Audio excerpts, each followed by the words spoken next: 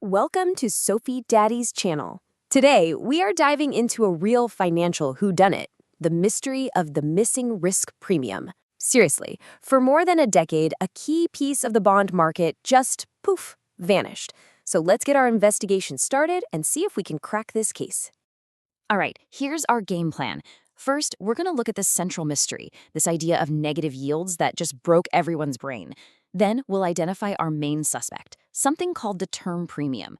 We'll investigate its bizarre disappearance, watch its dramatic comeback, and then, most importantly, figure out what this all means for you and your money.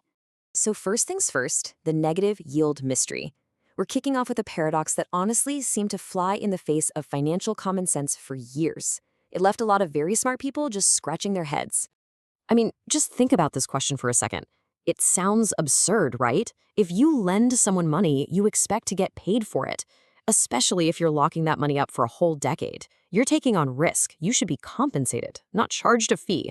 And yet, this one number says it all.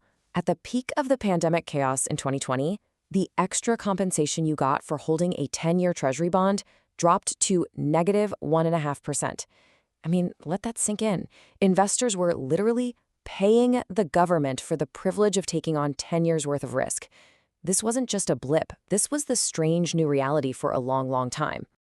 Okay, so to understand that absolutely bonkers negative number, we need to get a clear picture of our main suspect in this whole mystery, the term premium.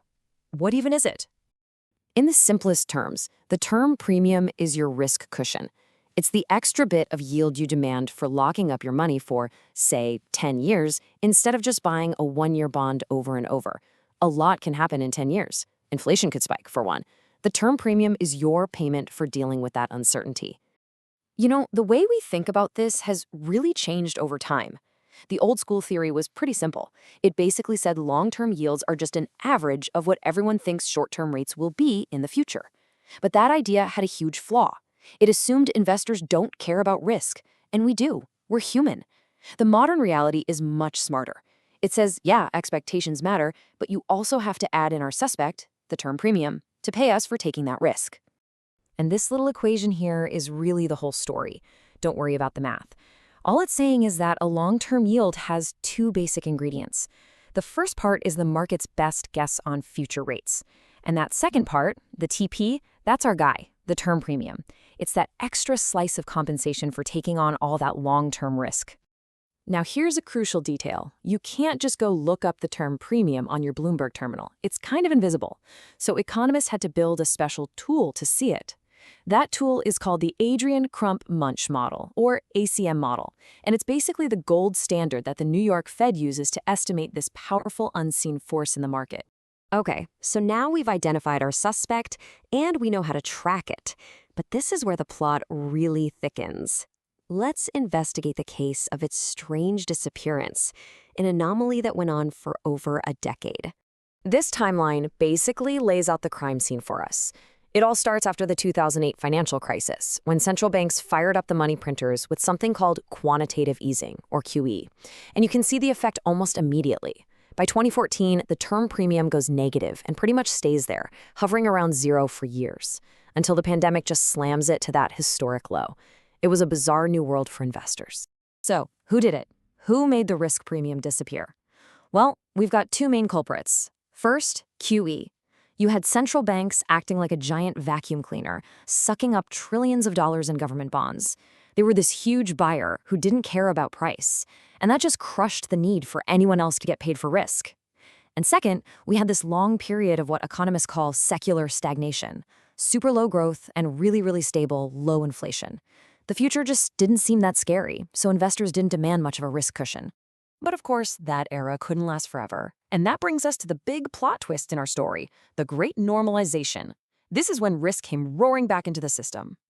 So what happened after 2022? Well, basically a perfect storm. First, inflation, the big monster, came out of its cage and it was high and volatile. Second, the central banks did a total 180. They slammed on the brakes with quantitative tightening, or QT, and started shrinking their bond holdings. And third, governments started borrowing and spending like crazy, creating a mountain of new debt. And this chart here just shows it perfectly. During the QE years, the supply of bonds that private investors like us actually had to buy was pretty low. But now, in this new era of QT and giant deficits, it's a total flood. And when the supply of something skyrockets, the price has to go down. For bonds, a lower price means a higher yield. And a huge part of that higher yield was the return of our old friend, the term premium. And this leads us to the final and I think most important part of our investigation.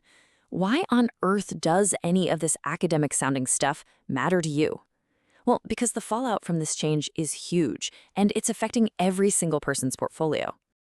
Let me be crystal clear here. The comeback of the term premium isn't just some interesting fact for finance nerds. It fundamentally rewrites the entire playbook for how you should be investing your money. The old rules just don't apply anymore.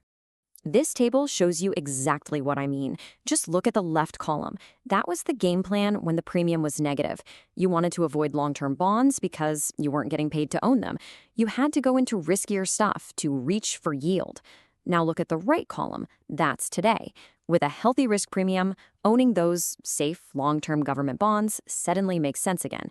The whole strategy has been turned on its head. And this might be the biggest consequence of all.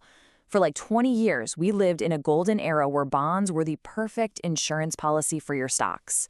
If the economy soured and stocks fell, the Fed would cut rates and your bonds would rally. Perfect. But that only worked because the big bad guy was a recession. Today, the big bad guy is inflation. And high inflation is terrible for both stocks and bonds. That beautiful negative correlation has flipped positive. That safety net that the classic 60-40 portfolio relied on, for now, it's basically gone. And this quote just nails it, doesn't it? It perfectly solves the mystery we started with. Why did the risk premium go negative? Because bonds were such a flawless hedge, such a great insurance policy against stock crashes, that investors were literally willing to pay for that protection. They bid the premium down to zero and below just to have that diversification in their portfolio. So there you have it. Mystery solved. The missing risk premium wasn't murdered, it was just suppressed by a set of massive economic forces that have now gone into reverse. The market's risk cushion is back, and that means a whole new set of rules for all of us. And that leaves us with one final question. Is your portfolio ready for this new reality?